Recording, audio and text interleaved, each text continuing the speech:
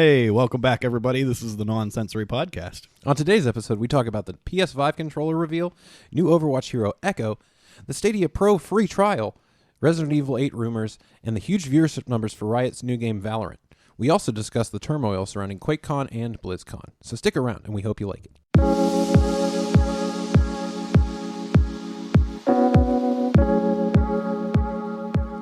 What's going on, everybody? This is Evan. And this is Joe. And you're listening to the Nonsensory Podcast.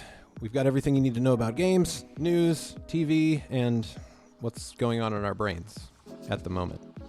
How's it going today, Joe? Anything special going on in your life today? So today, not particular. I woke up pretty grumpy. Been having a grumpy day. Do you have a pinpoint on why, or you just kind of meh? So I'm a pretty nervous person, so I think I started off just being nervous about talking again. Mm-hmm. But that's fine, man. Yeah. I understand. We're all humans. I'm here. Get on my couch, Joe. Okay. We'll talk. Well, actually, it's a good, I think it's a good point. Like, I was brought up, like, you'll never do anything. You'll never succeed at anything you try to do.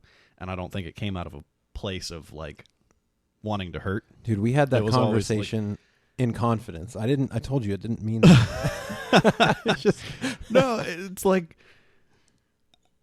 my wife is so supportive of everything that we're doing and everything that I'm trying to do. And it's like, and I appreciate that on my end too. Yeah, I've never known what it's like to have somebody who actually believes in something that you do, so it's kind of weird.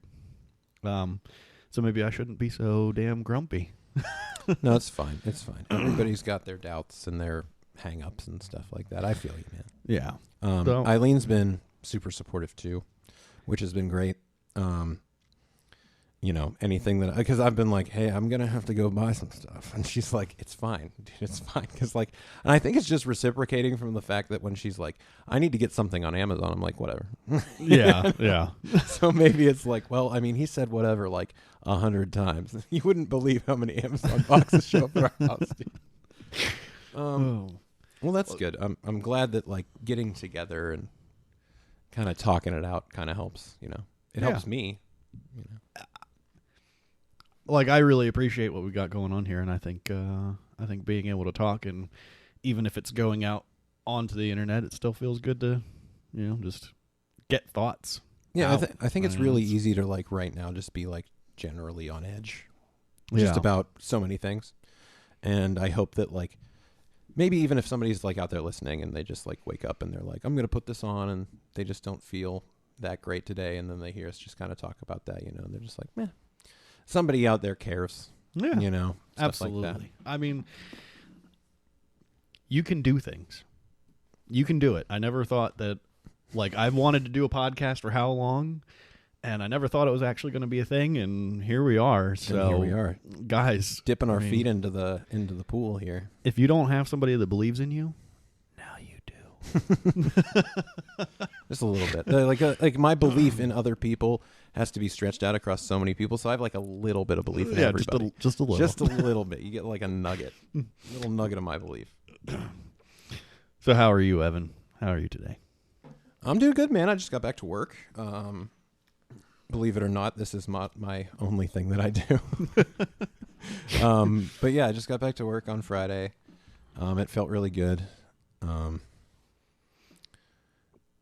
People at work have been on edge and stuff, obviously, because we're still working and everybody's all Voldermort's got a lot of us down. Yeah, dude. We're all just.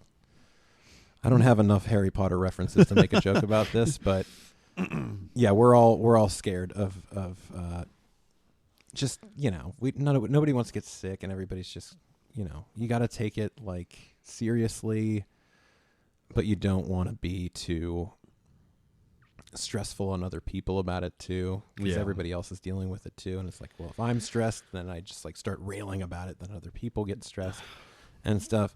So it's been tough, but it was good to be back. I hurt myself like 2 weeks ago just like picking something up.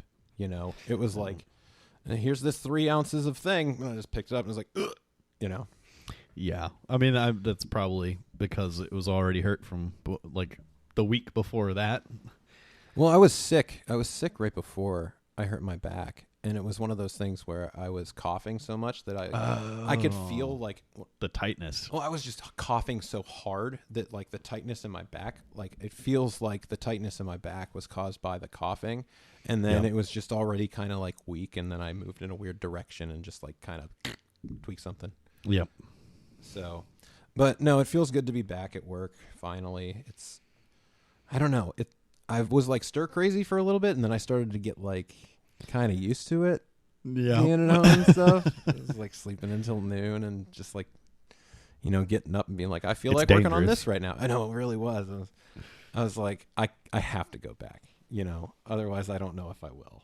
But then I did. And it was like riding a bike, I got back on the seat and just took off down the road. And there's definitely been this temptation for me to just jump into the void and just be like, I'm going to make, streaming and podcast and all that. I'm just going to dive into it. And if it's the way I have to succeed, then I'll just put that much effort into it and it'll take off. And it's like, you can't do that. You got to bring it back a notch. So before we get into the news, on this whole topic, I know we're spending a lot of time on just like the life of a podcaster, but just let me do it. Damn it. There was an article that I read that came out on PC Gamer, and they were talking about like how it was tough for everybody that's streaming right now because there's like a lot of competition and people are home so much that there's like ravenous want for content at this point. And like if you're listening to a podcast and you like listen to it 3 times a week or whatever, and you're like at work and stuff, you got other stuff going on. But then if you're at home and there's people that are like putting out content, you want to put it out more frequently because you're home and you can watch it and you have like all this free time.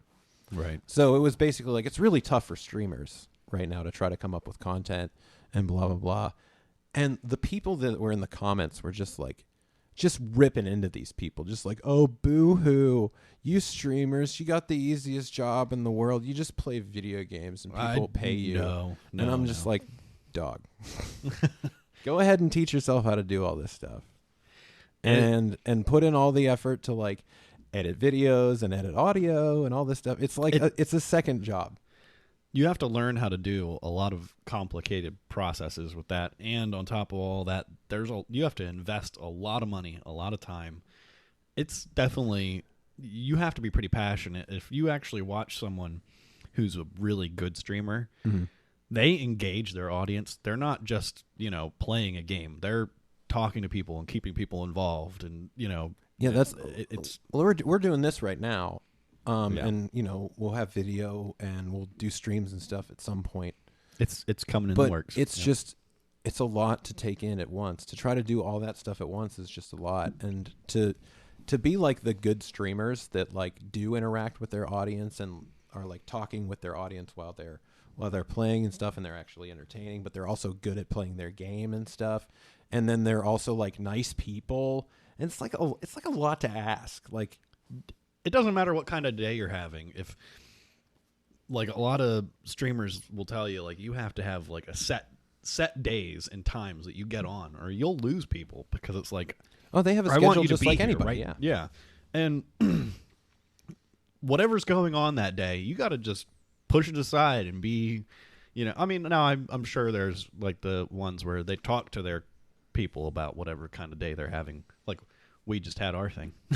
Yeah, but they devote like a whole thing to just being like, well, let's you're basically friends with me online, and I'm just going to tell you how I'm doing. Yeah, but then you have it's to come like have a bad day and still jump into it and just have to entertain. It's a job. It's like being like Jimmy Fallon or something. Like going out for the Late Show. It's like, yeah, if Jimmy Kimmel got kicked in the dick like 10 minutes before he went on stage, he'd still have to go out and be like, hey guys, this is the Tonight Show. Like we're going to talk to Charlize Theron. Meanwhile, he's like, oh my God, my groin. But like, the one thing I don't, people always have this thing where it's like, hey, we're telling you real quick that here's what's going on with this group of people, and you should empathize with them maybe a little bit. Just like hear out their story, right? And then they tell you a story. And then what people take away from that is they're telling me that I should feel bad, you know? Yeah. And it's like everything that I do is harder than that. I've made my decisions on how hard that is, even though I'm not doing it, you know? And it's just like, from my perspective, I was just like, look, it's harder than you think. And I'm doing it just for me. Like, I'm doing it because I want to. I've wanted to. This is a choice that I've made. This is a risk that I take in devoting this time that I might never get back. It might be a giant waste. But, like, I'm not going to be like, you know, it's other people's fault if I don't get a following or something like that. You know, it's just, this is the life choice that I made, and this is the thing that I wanted to do. It was a passion, and I chose to go after it. It's nobody else's fault but mine if I don't succeed or whatever. Well, if I don't get paid. Could be my fault. Well, no, I mean, okay, realistically, I'm going to blame it all on you. Ditto. But, you know, for the sake of trying to sound genuine on tape. No, but anyhow, I guess let's get into some news. Yeah, let's do that. So it's been kind of slow news. I know that there's a bunch of games coming out right now that are, you know, that everybody's looking forward to, but in terms of like actual like news and big stuff happening, not a whole lot. But yeah, I'm actually Final Fantasy VII Remake that's out. A lot of remakes. Yeah, a lot of remakes. We talked about that a little bit on the last episode, but it still just blows me away. And I don't know. RE2, RE3, Final Fantasy VII. I mean, there's bound to be more. That's just off the top of my head, but there's so many remakes right now. It's crazy. So I know that you've gotten Final Fantasy VII. Yes. How far into it are you? I only just got it. I mean, it only just came out. I probably played maybe 3-4 hours. Did you play the demo? I did play the demo. So is the demo the same as the start of the game? It is. Okay. Nothing really changed, at least not that I noticed. Mm-hmm. So how far past the end of the demo are you? Do you think? That's hard to say. Okay. That's hard to say. I mean, I've played enough of the first game, the original game, that I know the bits that they've added. And I like everything so far. I like the game quite a bit. There's just have you ever seen Advent Children? Like bits and pieces. Okay, so you know how he like has that thing where he has the stigma and he's my head, and yeah, okay. So they play that up way too much and way too frequently. In the remake. In the remake, yeah. Huh. That's my only criticism of the game so far. Is that kind of like PTSD kind of thing? I think that's what they might be trying to go for. I'm like you. I'm not like you. You played a little bit of the original. I haven't played any of it. Okay. So I don't if I'm going into it, I don't know. Well, I don't remember that being a thing in the original. I mean, there was a thing where he has a flashback to a fire in the original, and I'm not saying enough to be spoilery.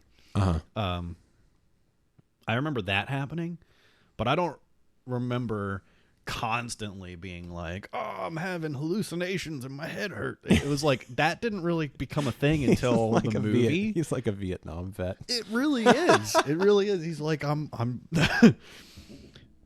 stop doing the acid, okay? Yeah. Give me back Barrett's legs, damn it. It's like Forrest Gump when he saves Bubba in the forest. Oh man. I'm cold, Cloud. I'm so very cold. But I like the combat is impeccable, and I mean, I was actually going to save this for later. I was going to save talking about Final Fantasy VII. It's okay. We're in it. We're in it, and we're doing it. But the combat is amazing. Like everything feels so good. The only criticism I have about the gameplay is when you're in combat, it's like you can seamlessly switch from one character to another, and it's like it's basically full real time. Okay. But when you can't directly tell someone what to do while controlling another character. You have to switch to that character. Mm-hmm. Yeah, I read a little bit about that. Tell them what to do, and then you can switch off to another character to control. And it feels really good and really like fluid. The only criticism I have is there's no way of knowing that they're really following through the actions the way you want them to. Like, so you kind of feel out of control, even though you can switch off. Mm-hmm. Well, like, because once you're switched off, they just kind of do what they want. I think they're supposed to continue along the lines of what you had instructed. So if, like, say you're commanding Cloud and you're like, Barrett, I need you to heal me. Can you command him at all to heal you? Yeah, you can switch over to him and then have him heal you. Right, but you have to switch. Yes. Okay. Now, I mean, you could just use a potion, but it's like... This feels like real-time RTS combat. Where, like, you have 3 units instead of 200. Yeah, you know? It kind of does feel like that.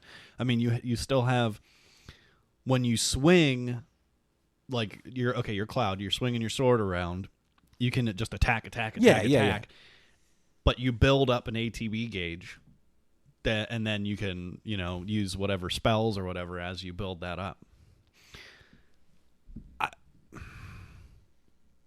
I think they did a good job on it, other than making you feel like you're out of control of the other characters. And I think that's kind of a big deal when you're talking about a game like Final Fantasy VII.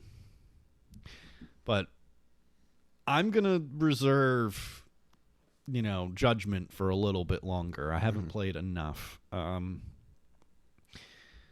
What I will say is I don't have a PS4 Pro. I have the original PS4 still. So, but I haven't noticed, like, when it goes from cutscene to combat to just walking around, I haven't noticed any significant drop off in quality. Like, it all just looks amazing. The graphics are just... It's gorgeous. It's a gorgeous game. And the faces and everything, I mean, they look like people, It's just... I'm liking it.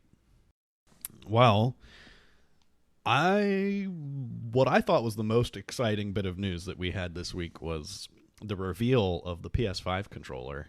Mm-hmm. Please tell me your thoughts. Okay, so it's sexy. And I love it. I hope they sell like bikini accessories for it so I can dress it up like a Barbie. It is beautiful. The first thing that struck me from it, and it's a controller, so it's like all hand feel. Like, how's it gonna feel whenever I hold it in my hands? So looking at pictures, I don't know how much that's gonna tell me, but it seems like hand feel. It seems like it's got like a little bit longer of like the actual handles. Like the handles seem to be a little bit longer, and they seem to kind of slope down to more of a point than where PS4 is kind of like they're like shorter and rounder, but they're mostly just fat the whole way through. Yeah. So it seems a little bit more Xboxy. That's actually what I was going to say. Does it not look to you like they took the Xbox 360 controller, specifically the 360, and the PS4 controller, and they just had a baby? Oh yeah, no. It seems like a complete melding of like two.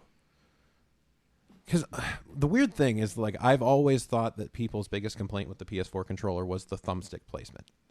Really? Yeah, I think it feels really natural. I do too, but people like don't like the lack of offset thumbsticks. That's what?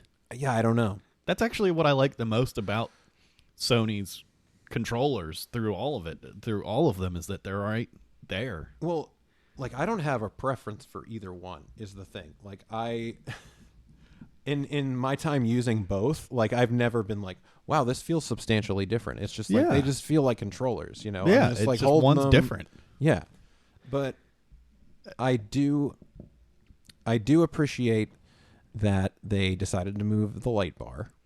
Yes, that's what I was going to bring up. So that there's no, like, if I'm playing at night and, you know, there's no glare on my TV. That was always annoying. What I think is the biggest thing there is that there were some games that were using the ability for the light bar to change color to indicate certain things. Yeah. But you can't see the light bar because it's on the back of the controller. Yeah, you'd get hit, and I think it would turn red. Doesn't or Horizon yellow? have that? Where, like, if you got hit and you were, like, really low health, it would turn red? Yeah. Or but like, you can't tell because it's on the back. I don't remember if it was for health or if it was for, like, the alert of the enemies or something like that. Yeah. Either way, that, you know, you're right. It did use that. And I feel like the way that they moved it kind of helps that a little bit, because now it's front-facing so that you can actually see when it does change. Yeah, but it's not enough. It doesn't look like they'll be. I mean, there's no way we'll know until we'll actually get to have our hands on one. But the light bars being on the side, they look small enough that they won't, like, blind you if you're playing at night. Yeah, but enough that they'll be eye-catching and you'll go, oh, yeah. I was color. Also pretty worried about that. Like, just because as somebody with glasses, like, if there's a light that's below them, it'll catch on the bottom of my glasses, and it'll be kind of distracting. So I'm a little bit worried, like, if I'm playing at night or if I'm playing in a room with low lights or whatever. I just don't know if it'll be, like, glowing up onto my glasses and be distracting or... Yeah. But... I hope that they've play tested that to some degree. Yeah, that's the thing, is when it gets out to this point where they're actually going to, like, show it to you, you would think that they would have, you know, taken care of all those little concerns that you would have before they're going to show it to you. They still let the light bar go the way it was before. And like you said, the glare from the back of the controller is a problem. Well, I think the problem with the original PS4 controller was that they had the light bar as a way to use with the PSVR. So I think that they were having an issue with the PSVR where, like, you needed to have the light bar all the time. Otherwise, you couldn't, like...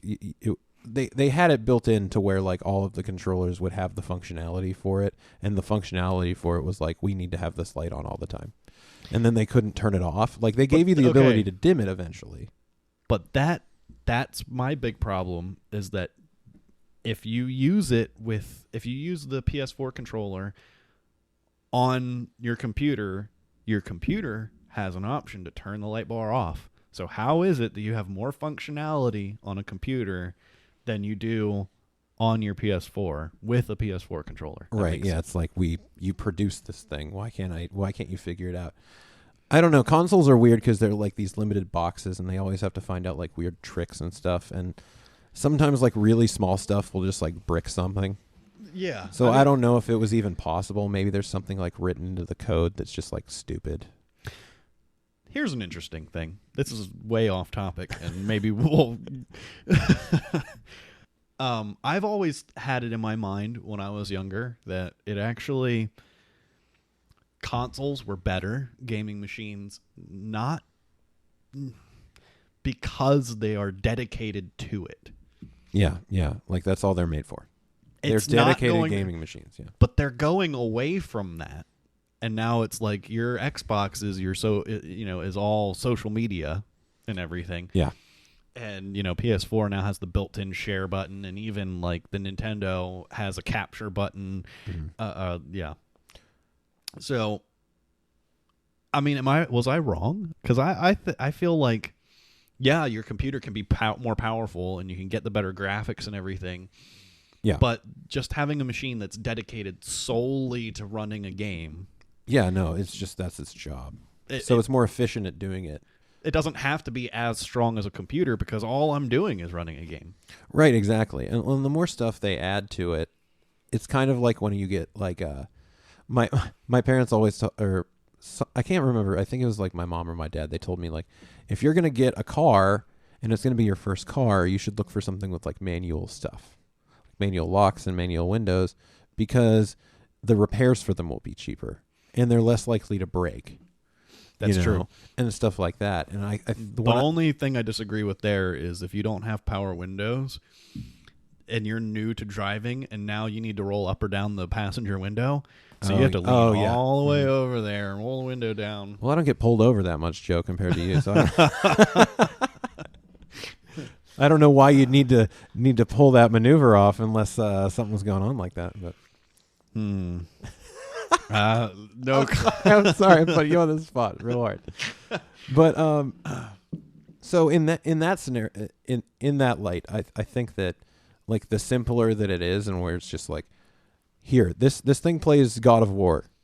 You put the disc in, and it plays God of War. Right. And that's all that it does. I'd be fine with that because like I have other devices that could stream stuff for me.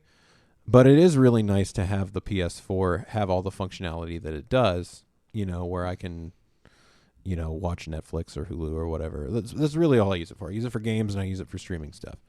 And like I think that's all they really need to be. But then like I'm also not somebody that uses my PS4 for like other stuff like streaming to Twitch or whatever. Yeah. And so that's another thing that they've kind of changed is like they're moving towards more complexity in that way where they want to simplify things for streamers, which is nice. It's like they're thinking about their audience. Well, they have the share. They changed the share button to be just create now. Yeah, it's no longer share, so it's not like here, take this screenshot and put it to Facebook or whatever. And it makes me think like they're going to basically have built into the PlayStation OS some way for you to like actually go in and have like editing software. Oh. Like if you want to create content, but you don't want to have like a PC that connects with like a capture card and all that stuff. If you don't want to do that. I like how we actually came back on topic. Yeah. No, we brought it around. I was struggling so hard. I was struggling so hard not to keep going off on other tangents or whatever. But okay. I love the create button, and that's an interesting thought. Is that something that you know for sure, or is that just something you're inferring? I don't know, but just the way that they changed the language to be from share to create. It's an interesting thought. I mean, also another thing that I noticed was the triggers. How they said something about like making them. How did they phrase that?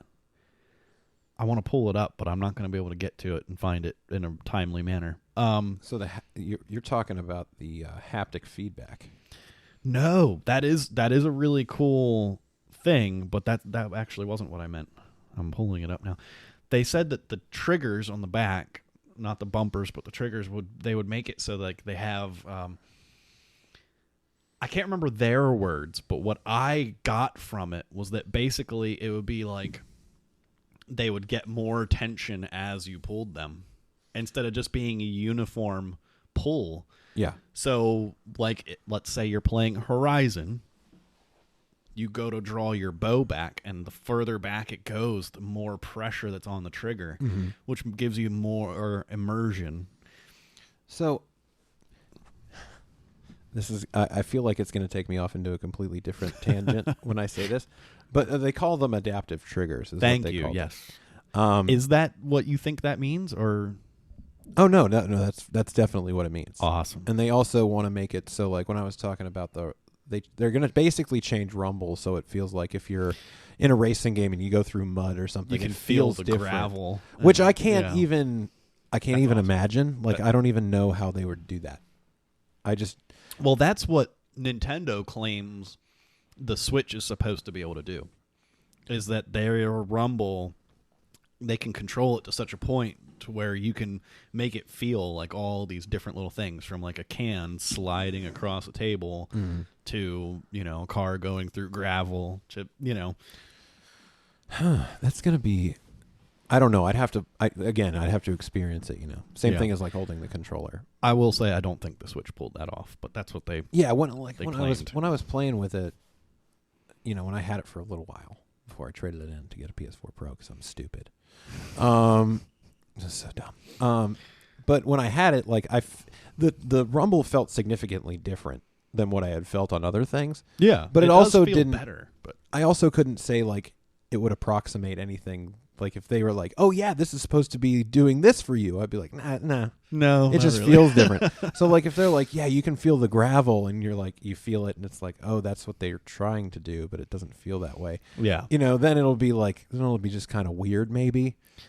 I have a thought on the adaptive triggers and stuff. It's like if you're gonna have the bow have to like have more pullback and stuff like that. I like the idea, but I wonder if they're gonna have the ability to turn that off. And they need to learn from their lesson and make it so that it's like any controller through time. You can turn off your rumble. You can turn off, the light bar. You should be able to anything that's on there that's not necessary to game with should be something that you can toggle off. Yeah, everything should be optional. Yeah, because batteries are a big deal. I remember the PS3, you could never keep a controller charged. I felt like I always had to have it plugged in. Oh, the PS3 controller? The PS3, yeah, specifically. See, I never had a PS3, so I didn't have to work. I never knew how the PS3 was.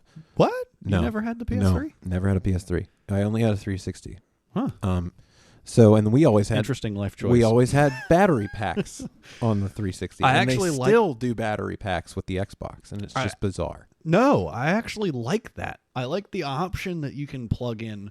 You can either choose to just always roll through batteries or to actually just put in a rechargeable battery pack. I think that's brilliant. So this is the side of the aisle that you fall on with that. Like you want the batteries? Everything else, as far as Xbox is concerned, I'm like, no, I don't.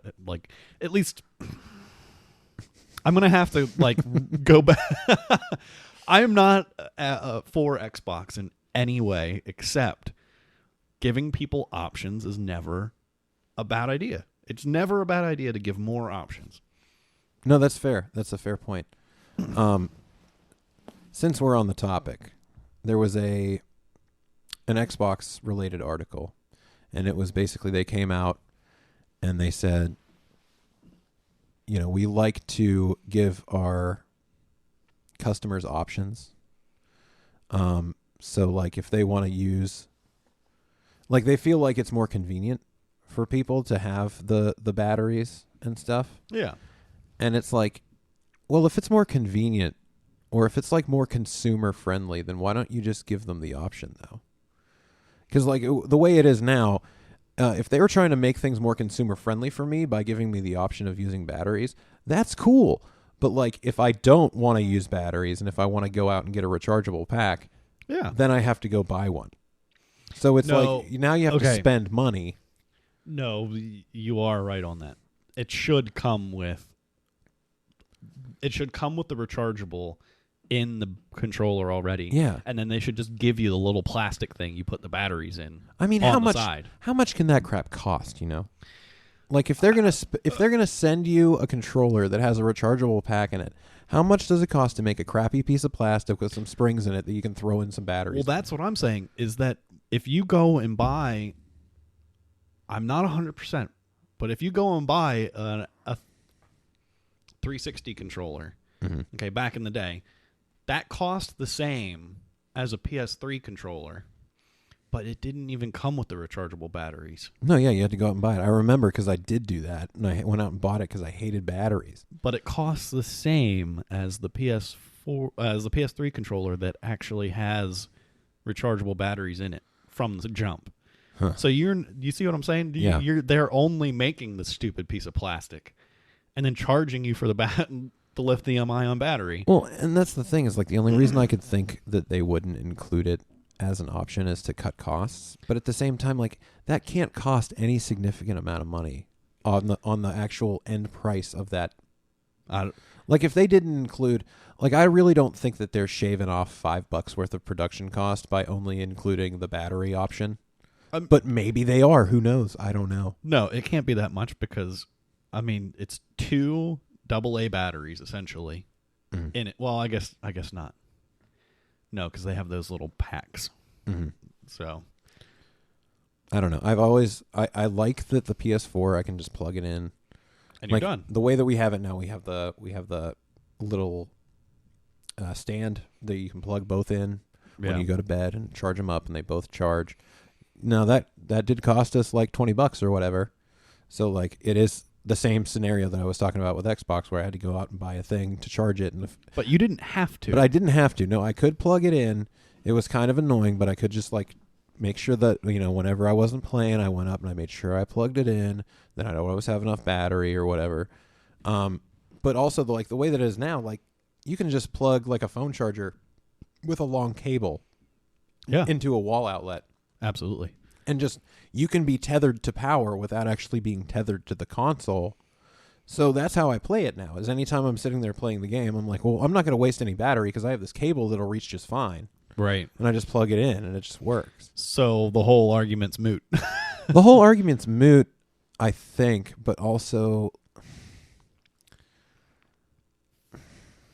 See, the batteries, if I get from the standpoint of like, if you have a rechargeable controller and you can't replace the battery inside very easily, then once your PS4 controller stops losing or starts holding a charge, that's another point towards the Xbox. Right. No, that's what I mean. Like, there's the downside to the rechargeable controllers is that all batteries degrade. Yeah. And once your battery degrades enough, then it's just, you play for an hour or two and then it's dead and you're like, crap, and you're upset and it gets annoying. So I can see the point of wanting to be able to just like, if your controller dies, then you don't have to sit there and be tethered to anything to have it charge. You can just go grab some new batteries, throw them in, and you got a full charge. And yeah, I get there's it. a jump. There's a plus there. We're very passionate about our controllers here at Nonsensory Podcast.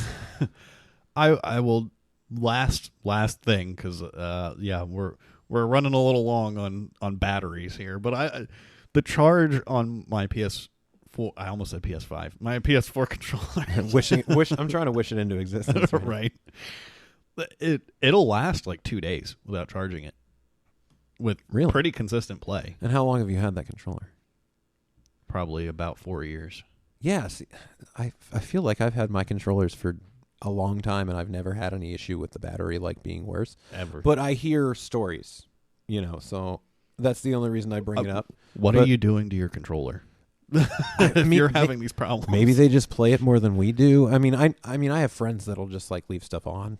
Oh yeah. So they'll just be like playing PS4 and they'll switch to, watching Netflix or whatever and pass out on the couch and then like leave their controller on and it'll die and then they'll charge it up, or like they'll leave it plugged in for like way too long or something like that. I think that like if you have it plugged in, it can still do like overcharging can do damage too, I think. Yeah, well, yeah, it's not a good idea to keep things that are rechargeable plugged in all the time. Mm-hmm. I have a big problem with my laptop. I always leave it plugged in. And that's actually bad for the battery, but you'll never notice it's bad for the battery because you're always plugged in. Yeah. Well, what do you think? Okay, so the first thing that I took away when I looked at the PS5 controller was the color scheme. Oh, it's beautiful. So, but this means that we're going to get a white and black console, right? That would seem to be the indication, yeah. Which would be the first time that we haven't had a black PlayStation console since PS1. I didn't think about that, but you're right. And the way that, like, it's not like a white controller with accents of black. It's like white and black. It's like 30% black. The percentage of color would lead me to believe that the other piece of hardware, the console itself, will have, sections of it that will be white and sections of it that will be black. Yeah. And it won't just be like a mostly white console with like some black lines here and there or whatever. It feels like it might be like two-tone. It would be, well, I think what would be cool, without having seen it at all, just my thought. All right, close your eyes. Just imagine with me, okay? There's a gentle breeze coming across a babbling brook. Welcome to Smell the lilies. Nonsensory ASMR. All right. I actually have my eyes closed. Yeah, I just noticed that. You better keep going. I'll be pissed if I close my eyes for nothing. Okay, and next thing you realize is there's a couch sitting in the middle of the field. No, something's going to get put in my mouth. Rather. Don't do Oh, you're holding a controller. What's that? Oh, man. You look across the way, and there, next to the tree, just in the shade, is your 56-inch Samsung TV. Mm. Why did I go Sony? I don't know. But sitting right next to it is your We don't have brand loyalty here. I mean, we like things, but no brand loyalty. Get out of here. If I get a good deal on that Samsung, I'm buying that damn Samsung. Absolutely. But sitting right next to it is your entertainment stand, and on top, your brand new PS5, and the top plate of it is white. Pure white. It's a hot plate. With a blue streak running across the top, PS4 style. Mm-hmm. But the band wrapping around the side of the system is all black. Where the controllers plug in and everything. Mm. It's all black. White top, white bottom. You seeing it? This sounds kind of like the Xbox One. Like when they showed the original Xbox One, when it was all white. And they had did I just steal? I think that it's just, it's fine. In my mind, I was just like, this PS5 is an Xbox One. But no, I'm excited to see what they do with it. There's been a bunch of weird images floating around that look like they're going to do some like weird form factor, and it looks stupid, but I just think that's the dev kit, and the final version that we get will be relatively normal. So can we split off again real quick, and can we Sure. talk about we're talking about the way the next gen consoles will look. How do you feel about the Series X? It looks like a refrigerator. I mean, the aesthetics of it, I mean, unless it was like something absurdly ugly, I wouldn't care about. But I will say that like the power that they're promising of it is like, I mean, it's better than my computer, you know? So I have to think that it's going to be very attractive just based on power and stuff like that. But how can they promise power like that I mean, we haven't heard anything about price point yet, right? If we assume they're going, even if they go for a $550 price point, okay? Yeah. Which is high. Yeah. How can they promise that much power out of a machine that probably costs a fraction of what your computer costs? See, I've heard. I think that that Sony, when they released the PS3, they sold it at $599. Yeah, it was $599.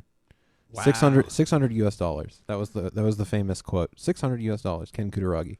And everybody mocks it, and like, so people are like I think that console manufacturers are scared of having it be that much. So everybody assumes that it's going to be less than $600, maybe it's just like $550 or whatever. No, I think it's going to be as low as $450 or $500. Yeah, I think so too. I think they're gonna, especially the PS4. Like I think, or the PS5. I think that they're gonna. They saw how successful they were when they brought out the PS4 at, what was it, $399? I think it was $400, and it you know, they had the games to support it. So I mean, like, that wasn't the only reason that people bought it, but it was cheaper than the Xbox One. Yeah. And so I think that they want to keep the price low. They want to try to be the cheaper console. But when I look at the price of, like, they lost $380 on every unit of PS4 or PS3 that they sold compared to the production cost. Right. For a while. Eventually they brought the production cost down so that they were making money, but it was like years later. Yeah. So like, I don't think that they wanted to lose that much money on every console if they didn't have to. You have first party games, you have second party games, and to make up that cost. And then, like you said, if you can wait it out, eventually production cost comes down. Yeah. I think that's the right way to go. If you can afford to take a hit at the beginning, take the hit. Yeah. I mean, it's smart. Because you need to. I think that Sony is in a worse position to do that, though, than Microsoft. Microsoft has so much money from so many different things Sony is really only making money off of movies and PlayStation right now. Seriously. Like they don't. They have their hands in a bunch of different things, but their most successful two things are PlayStation and like. They make TVs. Sound systems, TVs for. Yeah, but none of that stuff sells like it used to, man. At least not for Sony. So maybe Sony needs to start making smartphones. Oh, they do, and they suck. They do? Yeah, they still make Ericssons and stuff. Yeah. Oh, that's that's the thing. You know, they like I said, What they are have you their doing? hands in so many things, but like they're not an industry leader in a bunch of different things like Microsoft is. right. So Microsoft gets, your 365 subscriptions for people that have Office and like corporations and stuff getting Windows. Like they have so much money that they get from so many other places, not even including Xbox, that they Right. could really they could invest a bunch of money in giving you this ridiculous piece of hardware and put it out there at a loss and not care because they're Microsoft and they have the money that they can lose that money just to get themselves into your home. But I feel like this was something that was talked about a few years ago with the 360, or was it the original Xbox? That Microsoft has so much money they can throw into the game that they can afford to take a loss, and it was like, it really hurt. I think it hurt them because I think what hurt Xbox back in the launch of the last generation of consoles was that like people just didn't believe in them. Like when they came out, it was like, we're going to talk about TV and how you can like watch TV, and they just talked about TV endlessly over and over again. Like their whole presentation was mostly about like being a multimedia device. Like That's true. The exact opposite of what you were talking about that you want from a console, right? I want the dedicated system. Right. And Sony came out and was like, hey, we have games and our things play games and it's cheaper than yours. And everybody was like, yay, that's what we want. And then Point made. yeah. And then it took a long time for Microsoft to dig themselves out of that. But what Microsoft was talking about with last gen that never came to fruition because Windows phones, okay, I had a Windows phone, and it's not just, you have the thing, and so you're like, oh, I have to like it because or else I'll feel stupid for having made this decision. Yeah. Well, maybe it's a little bit of The that. sunk cost fallacy, yeah. Yeah. Maybe it's a little bit of that, but I actually really enjoyed my Windows phone. The only problem that I had with it was there was no third-party support. You couldn't get Snapchat. Yeah. There was no apps available because no one believed in it. But the Microsoft was talking about remote play way back then, and PS4 is only just making that work. And they were talking. I mean, I don't know. I don't know where I was going with that. Well, okay. Microsoft has like. This is how Microsoft has changed, right? They've always been a very closed off environment where I would venture to guess that the reason that they would want Snapchat to work is because they probably had something that they make that they wanted you to use instead. Right. Maybe. They're like, yeah, everything's on our Windows OS for phones, and if you don't make it for Windows OS for phones, and everybody else is making like, all the big other manufacturers just like, we're just gonna use Android, dude. And then everybody's like, okay, then yeah, we'll just use Android too. And then nobody wanted to make specific stuff work for just Windows phones and stuff, and then they had like this closed off environment that wasn't super friendly, and now it's like completely different with Microsoft where they're like talking about maybe having like an Xbox app for Switch and stuff like that, and like they want like I can play all these Game Pass games now. I mean, they're starting to make some really good choices. Like the Game Pass thing is, I mean, that's smart. Did you see that recent deal? Yeah, that's what I want. I want to bring that up next. I can't get my links to open. So. Not a sponsor, by the way. But I don't like anything about Xbox. By the way, there are sponsors. I thought it would be important to include just because like we're all at home kind of right now, and we have time to play games, and so it's good to get like good deals and stuff. So Game Pass is one of like the best deals out there right now. Absolutely. And so you can get 3 months if you buy 3 months of Game Pass for I think it's $5 a month. So you pay $15 and you get 6 months worth of service for half the price, basically, which is a crazy good deal. And you can also, if you just want to sign up for the first time, you can pay for $1 for the first month. Yep. You know, so if you want to give it a shot and you're like, hey, I want to play some games, I have all this free time, but I don't know what to play. It's like $1. You hop in and you just like browse around. I'm sure you can find something that you want to play. My list of my favorite Game Pass games right now looks something like Halo, Hellblade, Hollow Knight, both the Ori games, Oxenfree, Super Hot, Thumper, Undertale, and Pikuniku. So there's games on there. I mean, you can get Final Fantasy 15. There's a lot of Final Fantasy coming very soon. Yeah, I saw that they just added that. I mean, they're adding new stuff all the time. Basically, they just added. I think they added like Dirt Rally 2. Yeah. Which so the first game that I played on Game Pass was Forza Horizon 4. Yep. Can't believe I forgot to put that on my list. Forza. I don't even really play racing games, but that game's incredible. Yeah. And the nice thing about Game Pass is if you have Xbox, you can play it on Xbox. You can play it on PC.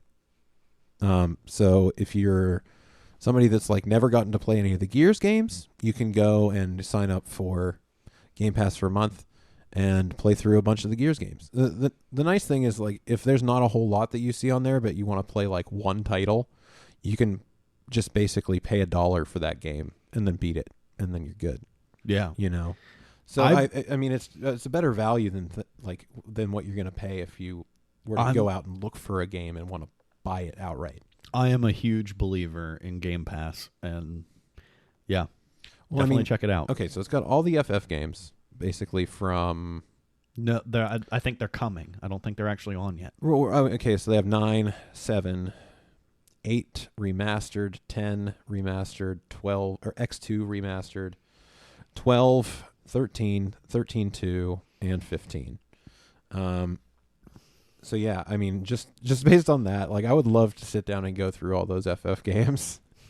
I don't know, especially if, like, maybe you want to go back and play the original Final Fantasy VII before you play remake or whatever. Or maybe you play remake and you want to go back and play the original or something, you know? Yeah. You can do it for $1. I would also recommend A Plague's Tale: Innocence, which I have yet to play, but everything that I've seen about it, it's one of those games from, like, it's like a lesser developer. They're like a AA. Yeah. Or they're more like indie-ish. But then they put out a game that just like looks like a AAA product. Like the graphics are just incredible, and like all the stuff that they can do just seems like way higher production value than what they should be able to do. And it's kind of like you remember Hellblade? Yeah, oh yeah. It's like that, where it's not necessarily like a AAA developer, but they put out a product that like is so good and it looks so AAA. Yeah.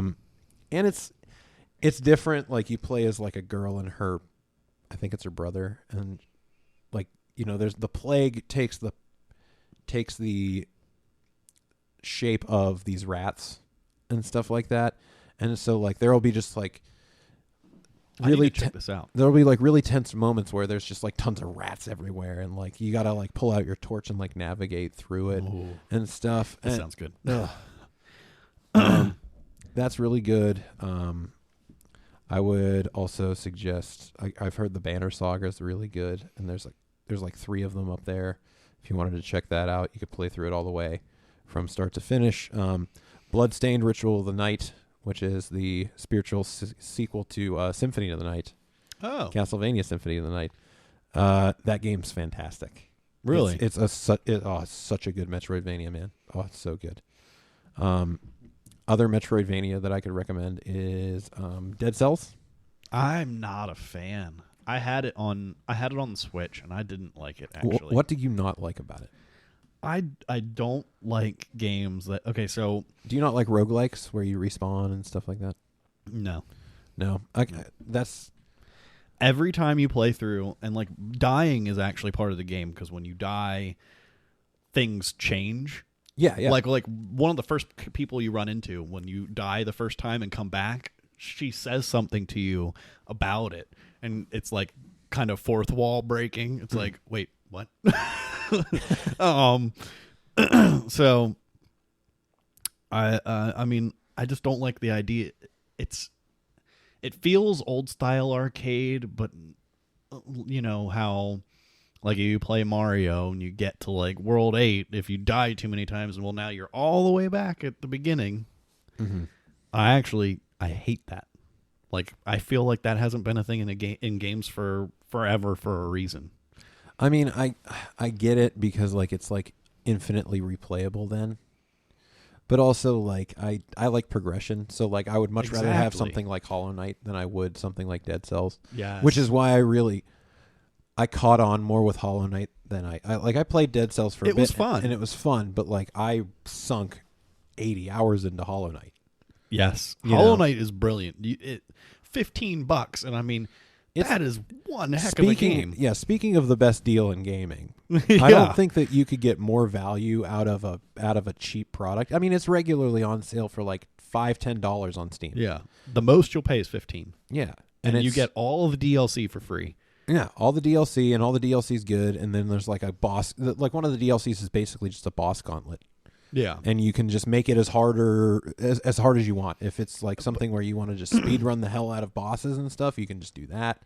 It's awesome. It's probably one of the best indie games I've played. It is so good. Mm-hmm. It's just and the art style.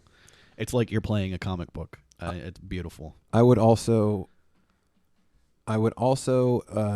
say Ori. I mean, obviously, I would play through Ori. They have both of them. Yeah. The new one, Will o' the Wisps, just came out day and date on Game Pass. So, like, launch day, you could have played it for $1. So I would check both of those out. I can't agree more on Halo, the Master Chief Collection. Yeah. At this point, I mean, you're getting 2 games right now with Reach and Combat Evolved, but you know, at some point you could basically play $1 and go play all the Halo games if you wanted to, up through 4, which is cool. The one that you didn't include that I would include is Hotline Miami. Right. Well, I obviously have it downloaded. Yeah, the banner. Oh, you haven't behind me. You haven't played it yet. I just haven't played it yet. So I can't make a recommendation based on. I haven't even seen anything on it. Okay. Other than you saying you need to play this. My recommendation for that game is there are very few games that I've sat down and played through in one sitting, and that was Hotline Miami was one of them. Okay, that's a strong recommendation. The other one is Katana Zero, which is a very similar kind of thing to Hotline Miami. But it's not, I mean, Hotline Miami is not super long, and it's just trial and error room puzzles that are just brutal combat, and you just throw yourself at it and just restart until you beat it, and it's hard. Okay, it's a hard game, but it's just. Is it anything like? Did you play any of the Enter the Gungeon? It's a lot like that. Okay, but like it's not. Is it harder? Because Enter the Gungeon, I had a tough time with. It's harder than Enter the Gungeon, yeah, for sure. Oh, because you don't. If you get hit once in Hotline Miami, you're dead. What? Yeah, you get hit once and you're dead. So every room you have to make it through without getting hit. That's insane. Yeah. I'm never going to be able to get anywhere. You'll play it. I'm telling you. I'll play it, but I'm not getting anywhere. Okay, first off, you can exploit. You find a way to beat the enemies, is what I'll say. Like you know, you can do stuff. I like games like that. Like you can kind of be stealthy. You can like if you see a guard patrolling a room and they haven't seen you, it's all based on sound and stuff. So like if you start like shooting in like a certain part of the level, like the guards will come running. Okay. But if you have like a silenced pistol, you can take a dude out, or you can like kill him with a bat, and it doesn't make any noise that they're gonna like come running. So like if they see you or if they hear you, they'll come swarm at you. But other than that, like you can basically take them out like one at a time, unless there's multiple ones in a room where you have to kind of like string a kill and do a kill and do a kill or whatever. But that when it ramps it up, so you kind of get used to how things play. Okay. I'm gonna jump off. Go ahead. The other deal right now is Stadia. Stadia Pro free for 2 months. I didn't look too close at this one, mainly because I don't care.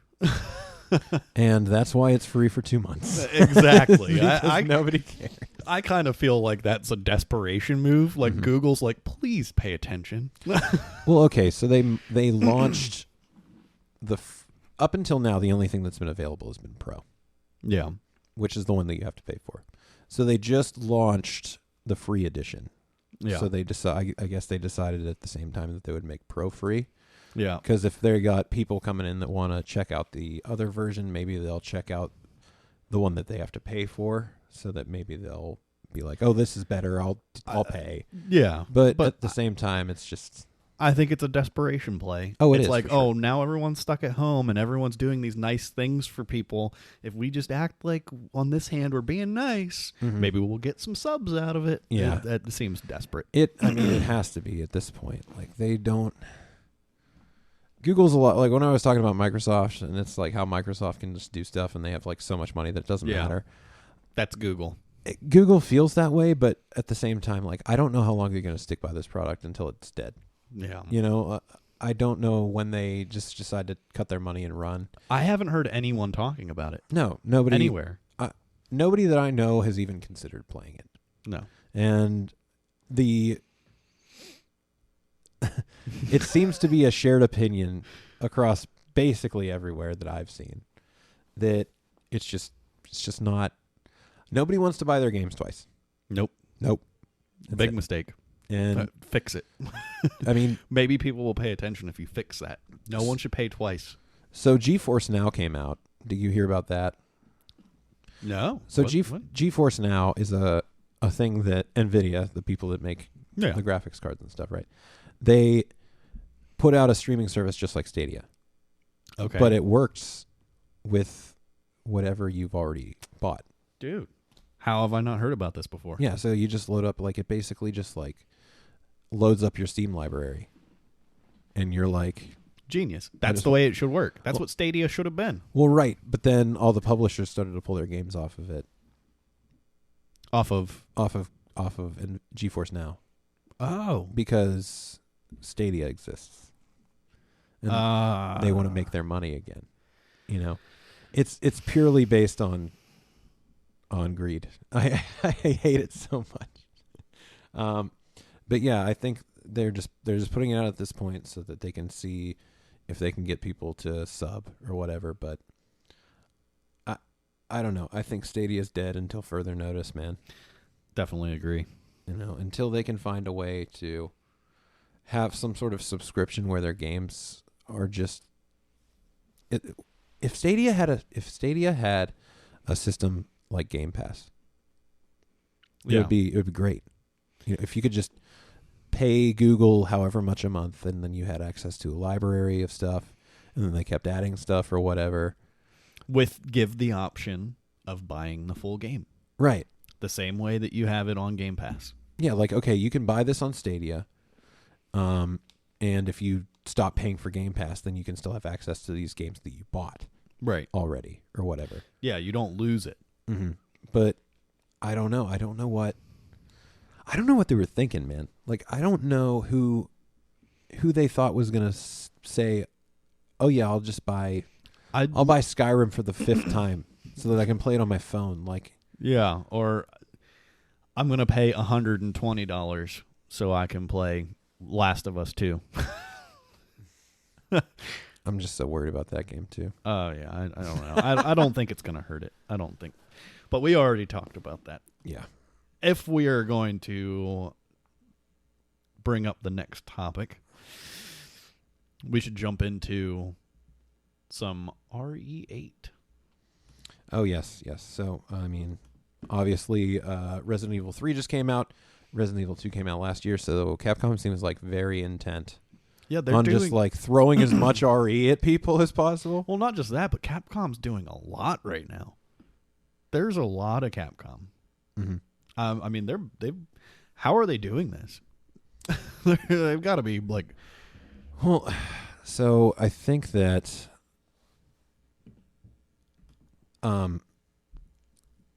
I think that it's kind of going to bite them in the butt a little bit, because like RE3 didn't. We'll get to the reviews in a little while, but like RE3 hasn't reviewed nearly as well as RE2 did, and it seems like there's a decent amount of content. I don't know how much content, but fans have been complaining that there's stuff that they removed from the last game, or from RE3 remake compared to the original. Yeah, we'll come back to it. In a minute, we'll no. revisit. Let's keep. We're fine. We can keep talking about it. You want to go? Okay, I'm just saying this will segue into the RE8 stuff, because it just doesn't seem. I don't know why they feel the need to rush these out, because like if I would have waited longer for RE3 had I known that they were going to cut out content. Right. Why is it okay? RE2 remake. I haven't got around to playing it yet. But I do know that it's like a 20, 30-hour game, right? Mm-hmm. RE3, they're saying it's like 5-6 hours. I mean, there's an achievement if you beat it in 2 hours. So really? There's a built-in achievement for that? Yeah. Wow. So it's a teeny tiny little game. Why are you cutting things out? Yeah, it's not like PS1 games were like exactly long. Yeah. You know, they felt long because we were kids. But like they're not that long. Like I can go back and beat MGS1 in like no time. If you're remaking, you should be adding to. Either you keep it whole, or you build upon. Like, well, and I think they kept, for the most part, they kept like the story content and like all the stuff that you did in RE2, in the remake of RE2.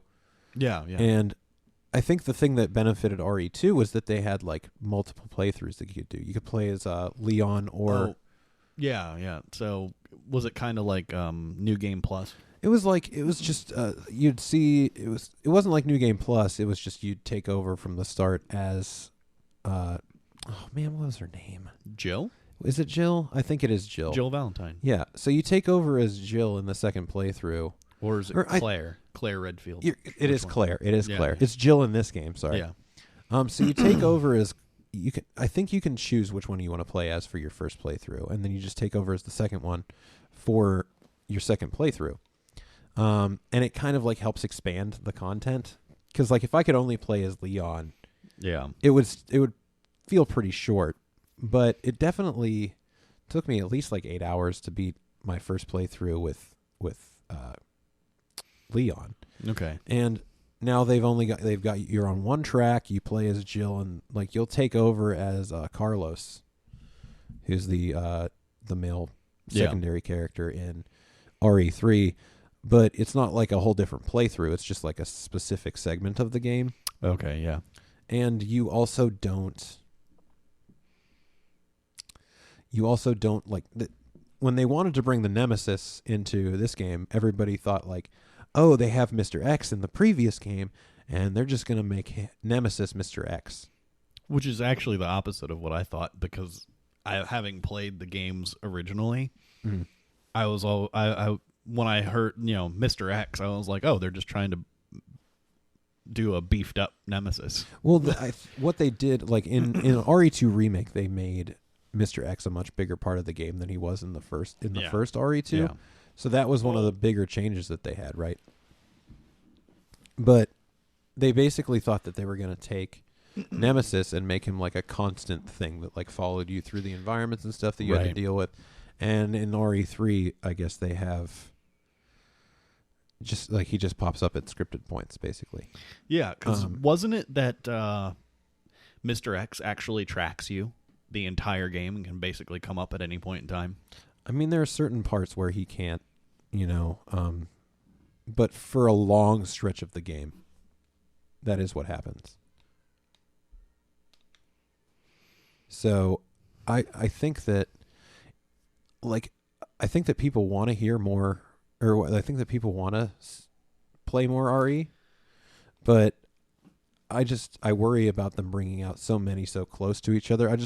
The quality of RE2 was fantastic, and I wouldn't want the quality to drop just for me to get more Resident Evil. So, but anyhow, my concerns on the frequency of the games aside, some of the details that they shared about it are actually really cool. This is from Games Radar, and it says that RE8 could lean heavily into the realm of folk horror. Is it folk or folk? Folk. I always say folk. Folk, like whenever somebody says folk, I think like all you folk, like all you people. It's folk horror. Folk horror. Yeah, try to say those words and like make them sound separately. It's like folk. And it reams heavily into the folk horror. All right, that's a bit much. I think my idea on it was that RE4 was a huge departure from what they had done previously, and RE4 is probably one of the better Resident Evils, I think. Well, they're saying that the new game is supposed to be called Resident Evil Village, and like that makes me think RE4. Yeah, exactly. Like that's what the first thing that you see from RE4 is that village, and it's all about like what's happening in that village and why all these people are like suicidal murderers, kind of. I just hope that that's not what's going on there. If they kind of do like RE4 the village like expanded, like that's not gonna be good. But that being said, what was the rest of that quote? What did they okay, so it's it could lean I can't even say it. Lean heavily into the realm of folk horror. It'll be out by 2021 or spring 2021 and be titled Resident Evil Village, and there will also be a Nemesis-like character. Oh no. So it seems like they're going to I feel like they're leaning too heavily on that. They're going to keep doing that. I don't know, because like I said, man, RE2 is like one of my favorite games of yesterday. It technically is yesterday, but it was one of my favorite games of last year, and it was just like it encapsulated like there's just like this feeling that I got from that game that's encapsulated in just having Mr. X there and stuff, and like we were talking about with how poorly implemented Nemesis seems to be in the RE3 remake in comparison. Like I wouldn't mind seeing them have another shot at like making Mr. X an expanded part of like a whole game. So I'll hold off judgment on like whether they should do it or not, depending on the next installment. But like if they did it with RE2 and then they did it worse with RE3 and then the next one comes out and it's not that great either, like then at that point I think it's like, all right, maybe not. Maybe we try something different. In movies, isn't it usually that the first movie is like earth-shattering, and then the second one is like they lose their way and it's terrible, and then the third one is redemption. We figured out how to do it again. I don't know, because like Star Wars is like the second one's all like Star Wars is like the second one's great. Avengers, it's like Infinity War was fantastic, and then Endgame was kind of like worse. So usually, I'm used to like the second game in series being really good. Like Mass Effect 2 is like the best Mass Effect game. Uncharted 2 is considered like one of the best. Yeah. So like, I don't know. That's a whole other thing. But so I think that's all that I could really glean from it. The only thing I'm gonna say is. RE4 was a departure. This sounds like it might be a little bit of a departure. And I just say, Capcom, take a chance. See what happens. Well, that was the cool thing about Resident Evil 7 is that they took that chance. The whole game was in first person and you played in like this weird like farmhouse with the bakers, and like it was all about them, and yeah. They took that. I didn't play that chance. one at all. I didn't play it either, but Eileen really wanted it. Yeah. Like especially because I think that there's PSVR functionality or something like that. So she was like, oh my God, that'll be great with PSVR. And I don't know, maybe there's, I got to look into that. If there's, cause I have the Rift S. Yeah. And so like if there's VR functionality in RE7 for PC, I'll check that out. Yeah. But so I guess in this one, you play as Chris Redfield, which I guess you played as Chris Redfield in RE7, and I can't remember. God, this is the worst. I don't know which game that he's from. I think is he from the first game? Do you play as Chris Redfield in the first Resident Evil? Dude, I can't follow all the lore anymore. I don't remember. Yeah, I know. It's too much. I mean, that it's a lot of games. Okay, so I guess the quote from the leaker on Games Radar's article about it, they have this guy, Aesthetic Gamer, they have a tweet from him, and it's basically, he says that it's first person, just like RE7, and many purists are going to hate it because it's taking some serious departures in the story / enemies, and the like hallucinations, occultism, insanity, and not being able to trust others are huge thematics of the game. Which I think sounds great, but yeah, it sounds like if they give me a little bit of like American Horror Story vibe, oh yeah, I'd be down. How much of that did you watch? We can touch that just a little bit. Let's touch it. We watched a lot of it, actually. I think we watched everything up through the one that was like about like the election. Okay. And where like everything was about like the one dude was supposed to be Trump and stuff like that, and it was just, I don't know, it was just kind of cringy. Like, I can appreciate if they were trying to be make a little political commentary, but it was just kind of just like, yeah, that show, I think it's run its course with me, because it's just eventually by that season it just became so over the top. As I said with devs, we were talking about devs, whether or not they were going to have more than one season, and you said you thought it was just going to be one, and I said, good, I appreciate a story that knows when it's run its course. Mm-hmm.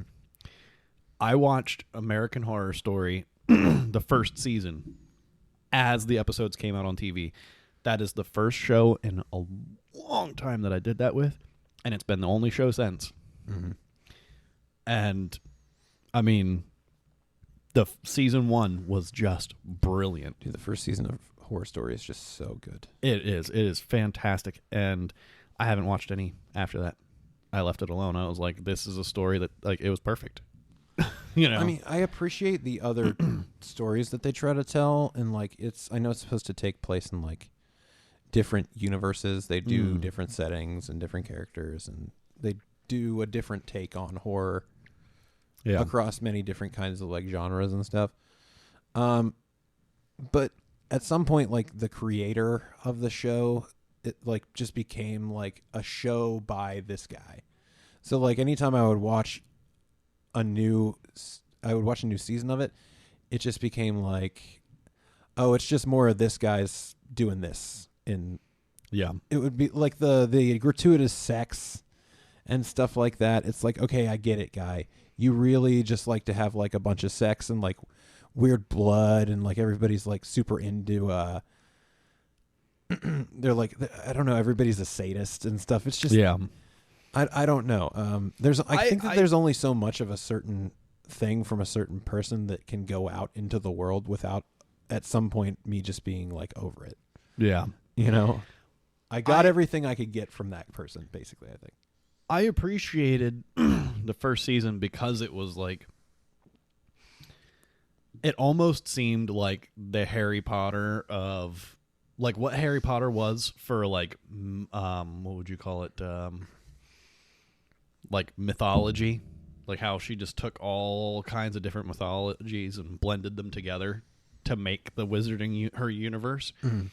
It felt like that for horror. The first season, anyway, was like he's taking all these different elements of, you know, spooky stories and stuff and just putting it together, and that's what made it really attractive for me. And I mean, I think if horror's your thing, I mean, I'd at least check out the first season. I don't know, I can't speak beyond that, but yeah, the first season of that will always be my favorite. I think it's just the best, hands down. But we strayed, so well, okay. So let's get a little more lighthearted and talk some Overwatch news. Yeah, well, because I feel like we're not going to touch on TV a lot this episode, so it's good that we got a little bit in there. Yeah. So. Yeah, that's true. And we still need to talk all those Marvel movies. Oh man. we'll have time for that because we'll it looks like there's a lot of things being pushed off for Voldermort. So we'll have time. So Overwatch's new hero, Echo, is bringing her brand of glowy blue justice to the live game on April 14th. This is according to an article from Kotaku. Ooh, that's right around the corner. So they put her out. I guess she's still on the PTR. Colin was playing her.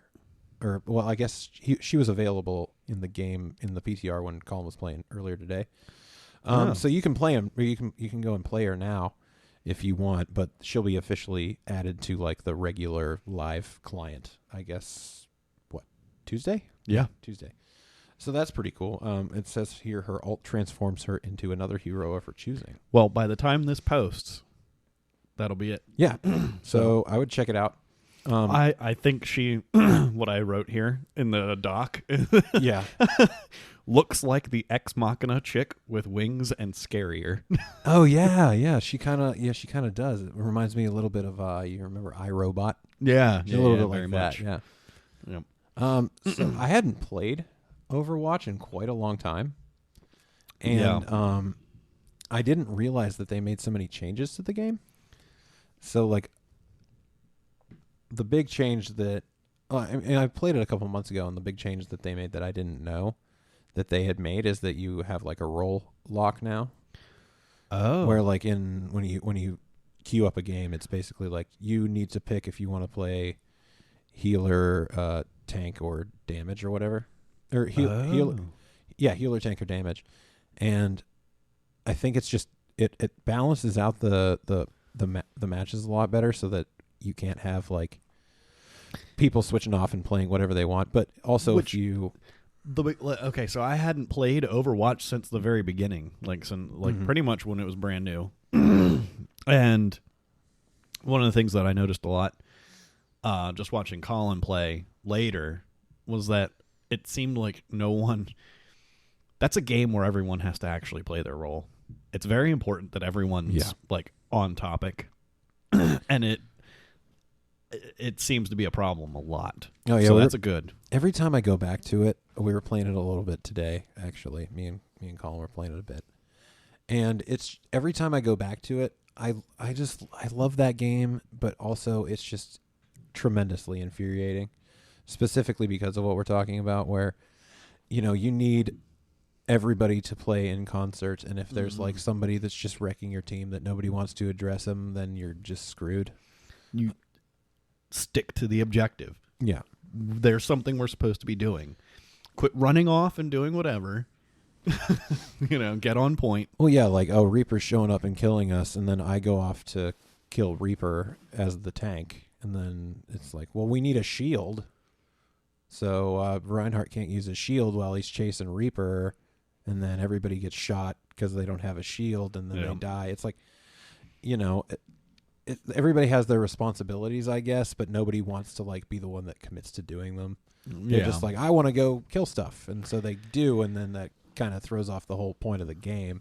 Well, that's why it's important for those kind of games if you're actually playing and like you how would I put it? It's good to actually have a full team when you're playing a game like that. Yeah. If you really want to like take it very seriously. Yeah, you need to find friends that like either have friends that you already play games with, or find people in the game that actually like you play with them and they play well, and you're like, hey, everybody that plays this game's an idiot, and you're not. Do you want to be my friend?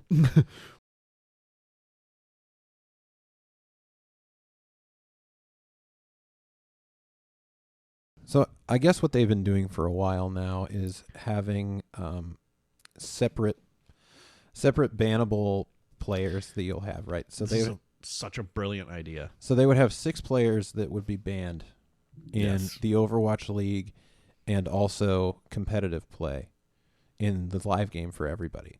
But they would have different pools for both of those things. So now they are basically introducing a 4-hero pool of players that are heroes that are just completely unplayable for a week across both competitive and the live game. Right. And so I think that's pretty cool, but at the same time I need to play it to see if it makes that much of a difference. I I think it's a brilliant idea. I think making people try. It's a game where mixing things up is important. So making people not just keep on playing the same guys over and over again. I mean, it's very smart. Well, it's interesting just based on what they actually say. They say to determine a week's hero pool, we'll compile hero play rates from high-level competitive play matches and from the preceding 2 weeks. Heroes with play rates above a certain threshold will be eligible to be removed. The higher their play rate, the more likely they are to be removed. Based on that, 1 tank, 2 damage, and 1 support will be randomly removed from play. Note that heroes will not be removed 2 weeks in a row. Okay. So it's based on playtime?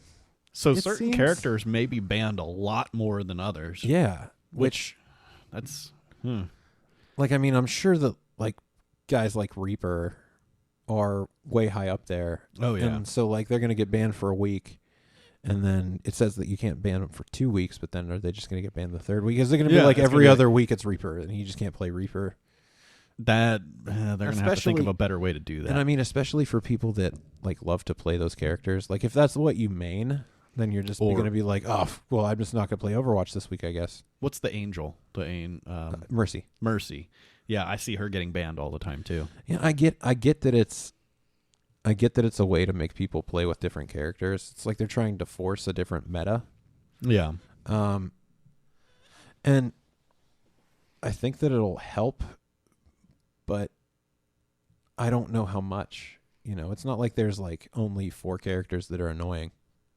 Or it's not like there's only 4 characters that everybody plays. So I don't know. We'll see. I think it launches on Tuesday. I wouldn't mind like popping in and checking it out and seeing how it all works. I think this is only for comp play too. So like if you wanted to quick play, you could still go in and play with whoever you want. That's good. So that, you know, for people that don't want to have to deal with that, it's nice that they have an avenue they can go to. I think Blizzard's doing a good job with this one. I mean, I hope. Like yesterday, we really wanted to play it, and I was trying to download the client, and it wouldn't even download the client for me for like 3 hours. What? Yeah, it was just like busted. Like, I don't know what's going on. I know that you can play Warzone on Battle.net on PC. What? And really? Oh, okay, I'm learning a lot. Oh yeah, no, Warzone, COD Warzone is available on Battle.net. Black Ops 4 was also. Okay. I think that they just publish everything on PC on Battle.net now, like all the COD games. And so I think that the combination of people playing World of Warcraft and playing Overwatch and playing Warzone and everybody being home, it must have been something going on with the website. Because yesterday I couldn't even, it took me hours to even be able to get a download for the installer. Yeah, well, if that's true, if Warzone's on there, then, I mean, that's a lot of people on at once. Yeah, I just, it has to be something with, like, the load of, like, all the people playing at the same time. It's like bringing their servers to their knees or something, but... Yeah, bandwidth. But these esports games, though, they're really popular. And speaking of esports games, Valorant? I don't know how you actually say it. I want to say Valorant, but I don't know. I always say Valorant, but there's no I or anything in there, so it doesn't make any sense. But I guess it sounds cooler. I guess Valorant is the newest game from the guys that at Riot, and they make League of Legends. Yeah. And they're, I think a couple months ago, it was a little while ago, they came out and like were saying like, hey, we're going to make all these kinds of different games. So they were making like a fighter with their characters from League of Legends. And right. Yeah. They're making this Valorant game. And it's basically like CSGO meets Overwatch. Right. But the big news is that they had a record-breaking day on Twitch. The game's in closed beta right now, so it's not even out for everybody. But yeah, this was like, sorry. No, you're good. It's been out, I guess, in closed beta for like streamers and influencers and stuff. And they're doing a thing where if you watch the game on Twitch, you have a chance of getting a closed beta key. Oh. So it's like kind of like incentivizing people to watch so that they can get in on it. Yeah. So it's pretty cool. I think. I mean, like I like the idea, but it's also kind of manipulative. Yeah, in a way. So okay. So when I read the article and they're talking about how it's so. I can't get the link to open for me. So read the part about how many views this got, the records. And then I'll touch on that. So according to Twitch, the game broke the single day hours watched record in a single game category with 34 million hours watched. Meanwhile, the game hit a peak concurrent viewer total of 1.7 million, which is second only to the 2019 League of Legends World Championship. Okay. So almost 2 million people were watching this one game at the same time. Yeah. Which is just insane. But that makes that a little lesser, knowing that they're like basically bribing people to watch. Mm-hmm. I mean, it's still impressive. 34 million hours watched in one day. That's incredible. I just don't. Wow. Yeah. I didn't. Do people even watch that much TV anymore? Like, that's insane. Like if you took, I wonder if you took like regular cable packages. Now, if we're not counting streaming or whatever, if you just count the people that have cable, right? Like how many millions of hours they watch in a day, just in like in a country. I would love to actually see what those numbers are. That would be a weird comparison to make. It would put things in perspective for me, but I also worry that it would just make me sad. Well, I think there's probably more than we realize. At the same time, though, I think the indication is that,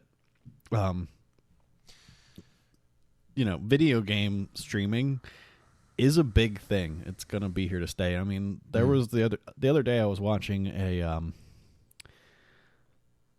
StarCraft. Is that one of the Blizzard?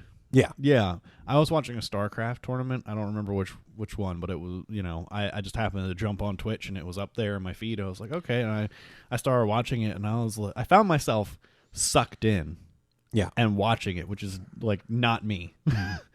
And I was like, man, I think we've gone through the looking glass. I mean, it's pretty easy to get drawn into that stuff, Yeah. Across a ton of stuff. Like, like if I can sit there and just watch card games, like people playing Magic or poker, and I could just sit there and just watch. Poker, definitely. I watch tons of poker, and I used to actually go to Magic conventions and watch people play Magic in person. Yeah, I don't know. There's something just entertaining about it. There's like the stakes of it all kind of like. When you watch people who actually, Magic the Gathering, if you watch people play who know what they're doing, it can be quite intense, actually. Oh yeah, and they're. I mean, in order to play those games, you have to like invest like the time to learn them, and you also have to like buy the cards and stuff. So people have like a decent amount invested in those kind of things too. So when they go to tournaments, like they get into it, dude. Oh yeah, But have you seen anything have you really watched anything about this Valorant game? I haven't seen anything, but I'm interested now because. So it's basically CS:GO mixed with Overwatch. So if you've ever played Counter-Strike, either Source or CS:GO. I used to watch John play CS:GO all the time. It's basically like the shooting seems to be a lot like that, where it's like very pinpoint. Like honestly, I was watching some video of Valorant where a guy was playing with like a sniper rifle, and it looks so much like the sniper rifle from CS:GO, and I couldn't even tell that I was watching like this Valorant game. I thought I was watching CS:GO for a while, and then like they pulled out the powers and stuff, and I was like, oh, okay, this is Valorant. So does it work along the same? Is it a MOBA? I think it just is like an objective-based kind of game, right? Like CS. But you have like just abilities like you would have with Overwatch. So somebody could like throw up like a firewall. Yeah. And like block a door or like block your passage across like an open area or something so that people can't like shoot you or something like that. I haven't digged into it enough because like I'm not good at CS:GO at all. And just looking at it and seeing the similarities to CS:GO, I feel like I'm going to just get my ass kicked. That's like the only reason I haven't played more Overwatch or more League of Legends is because like they intrigue me so much. But I feel like the learning curve is, well, not the learning curve so much, but that everyone else is like so competitive and they've been in it, and then like, you jump in and it's like you're just an idiot. You just have to deal with being an idiot for anytime I've ever jumped into CS:GO, it's just like I know I'm not the worst. It's just like the people that I'm playing against play this game a lot, and you're dead. And and now you're dead again, and then you died again, and then you keep fucking dying, and it's the worst. And I don't know. I guess I'm probably not the best person to comment on it because like it doesn't seem like my cup of tea. Like I like slower paced kind of stuff. Yeah. But I mean, I'll check it out and see what like the reviews are like and see some footage and maybe watch some matches on Twitch, which is another great thing about Twitch. It's like, you know, that's why people are probably like watching so much of this Valorant game is like, well, I want to know how it is so that I maybe can go buy it. Yeah, I think Twitch is nice for that if you're interested in the game, being able to jump on and just watch people actually playing it. Or like if I was like Resident Evil 3 is 6 hours long, why don't I just watch somebody play it? Yeah, instead of spending $60, you know. Yeah, absolutely. So we can go on to a little bit of sad news, as it seems that Voldermort is just wrecking everybody's plans for conventions this year. I'm seeing more and more with this. It's So we talked about last episode how E3's been canceled. And they say that it was because of Voldemort, but I don't know how much it was. I just don't think that they had people pulling out way long in advance and stuff like that. I wonder how much was just, disinterest. Yeah, but, QuakeCon has been a thing that they've had 25 years. 25 straight years, and now they're going to cancel it. This is the first QuakeCon. On their 25th anniversary. Oh, I didn't even... Oh, man. Which, it's heartbreaking. And, yeah, that sucks. If you're one of those people, my heart goes out to you. And also, I guess we got BlizzCon. Blizzard says it's too early to know if BlizzCon 2020 will happen. So, in a statement let out by Sarah Lynn Smith, which is a BlizzCon executive producer, she says, while we're all hopeful that things will look better later in the year, the bottom line is that at this point, it's too early to know whether BlizzCon 2020 will be feasible. The health of our community, employees, and everyone who helps with the show is our top consideration. It might be a few months before we know for certain if or how we'll proceed, but as soon as we have a meaningful update, we'll share it. So, this could... Blizzard tends to show off stuff at their cons. Oh, yeah. New products and stuff like that. And, they've got Overwatch 2 on the horizon. They've got Diablo 4. And there is a new World of Warcraft expansion coming out. But, World of Warcraft's been around forever. I think that if you care about World of Warcraft, you can find a way to learn more about that stuff. But Diablo's been around forever. I know. So, I think it kind of sucks because I was looking forward to seeing some Overwatch 2 news and maybe some Diablo 4 news, but at the same time, like we talked about before, we live in this digital age where I'm sure I'll see whatever they had to show. We lose the fanfare, but we're not going to go without the news. It is sad though because you hate to see things like this happening, and. So, Voldemort sucks. Yeah, it just keeps, new victims every week, it seems. Yeah. But that actually leads me right into something that I just want to bring up. It's not... It's a little bit of old news, but I just feel like it's important. I've seen GameStop getting ripped up and down for this whole... early on when the lockdowns were still coming down the pike. They said, we're essential. We're going to stay open, and they were mocked and villainized for wanting to stay open. Okay. Mm-hmm. And I appreciate that they actually wanted to stay open. Mm-hmm. they wanted to be able to, service the community, to be able to, and at a time when, I mean, even if they just wanted to get a little bit more money because people are going to come in and buy games, so what?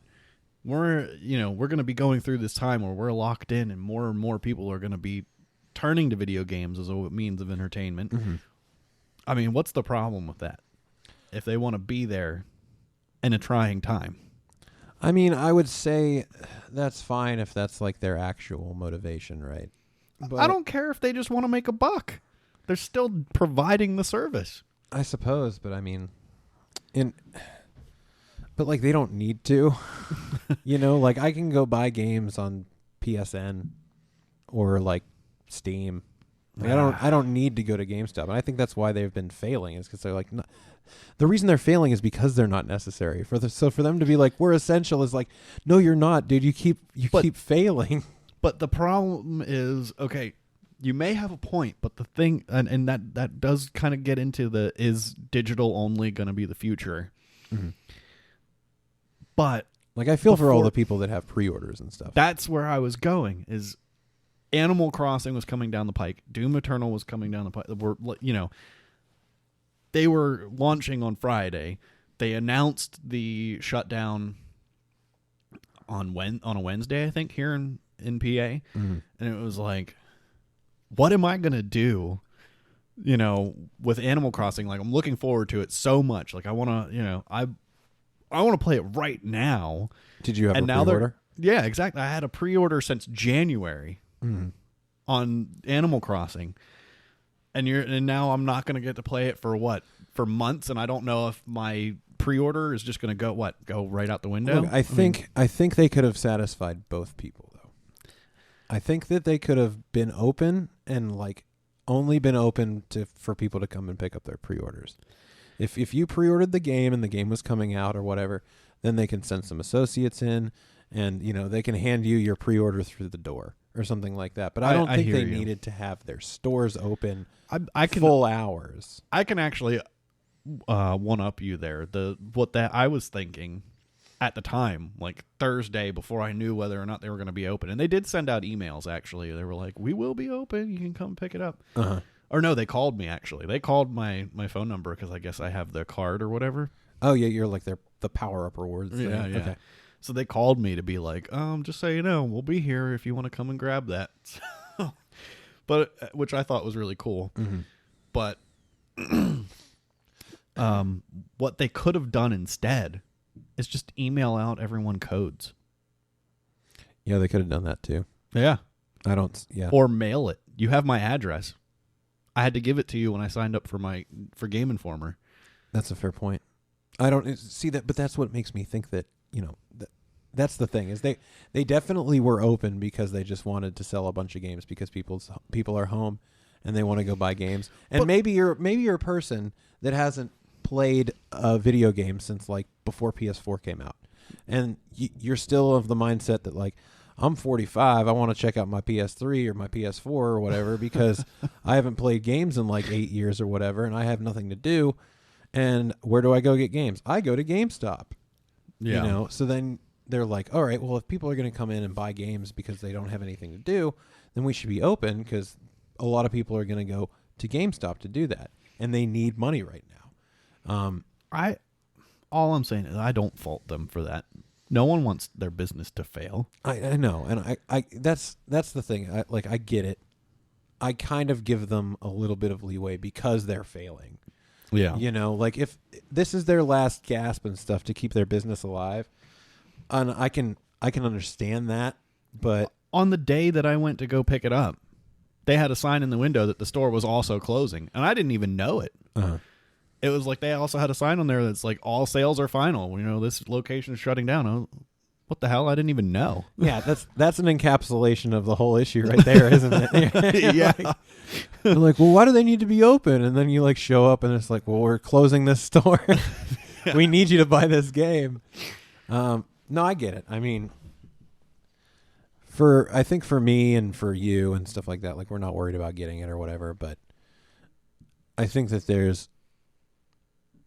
it's, for other people, the whole putting putting like your business over other people's health is like a cardinal sin and stuff like that. Yeah. But if I was somebody that like, if I was a small business owner and this was happening to me, I'd be doing everything that I could to be open. Yeah, absolutely. Because I probably don't have 6 months of back, money to fund my, to pay my employees and to pay for my rent and all that stuff. It's like, as far as you and I and, getting sick and everything, I told Hazel in the beginning, like, I don't know where this is going and what it's going to be about. Yeah. But we should at least respect, like, other people's attempts. Yeah. Take it seriously to that extent to where, we're at least respectful about it. I know there's a lot of, I don't want to launch too much into it because it's on everyone's mind, so we don't need to. Yeah. But it's like,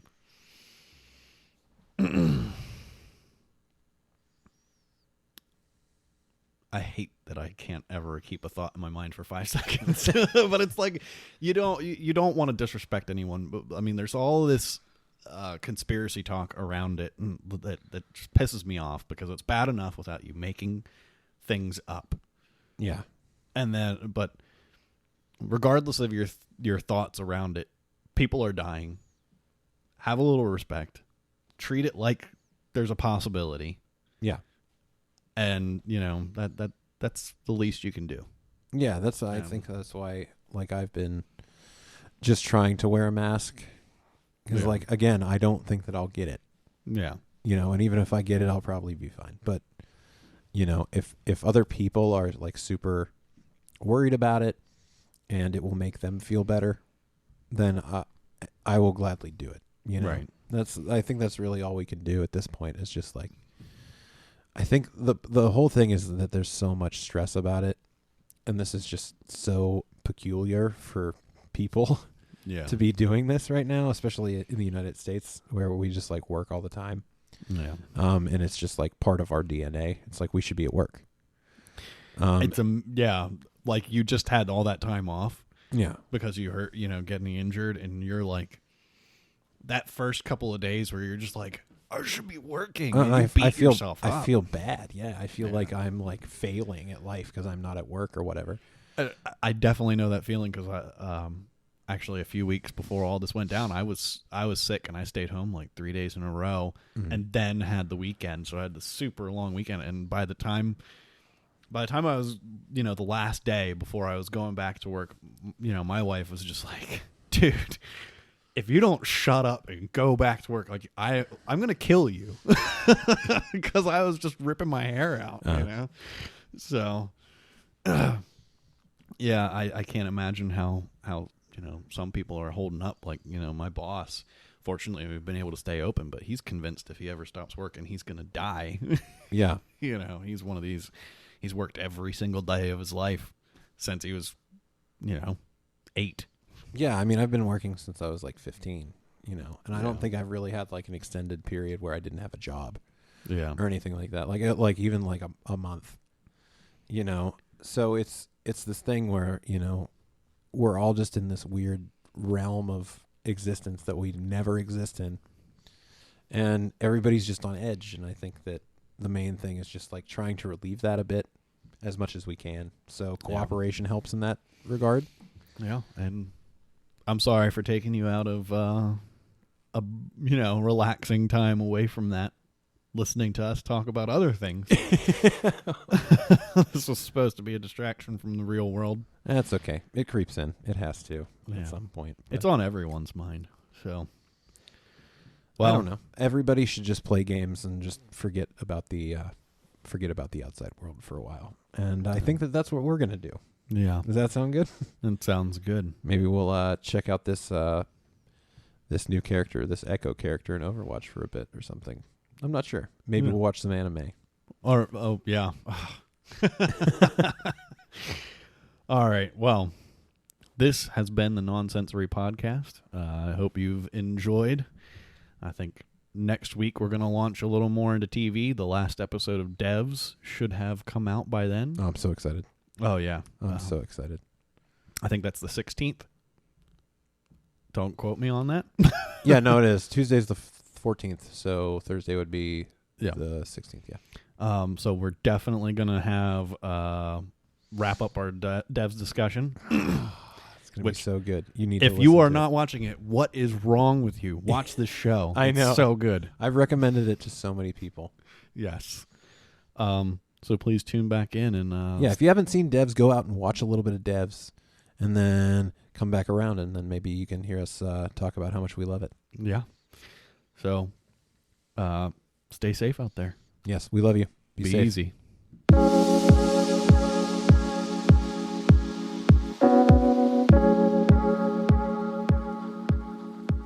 Thanks for listening.